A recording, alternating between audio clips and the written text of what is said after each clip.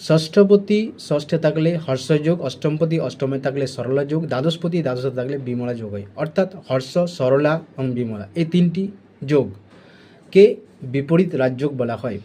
এমনিতে যে কোনো গ্রহ ষষ্ঠ ভাব, অষ্টম ভাব, দ্বাদশ ভাবে জন্মকুণ্ডলী ষষ্ঠ ভাব, অষ্টম ভাব, দ্বাদশ ভাবে অবস্থান করলে ভালো রেজাল্ট দেয় না, কারণ দুস্থানগত গ্রহরা বা দুস্থানে অবস্থিত গ্রহরা ভালো রেজাল্ট দেয় না।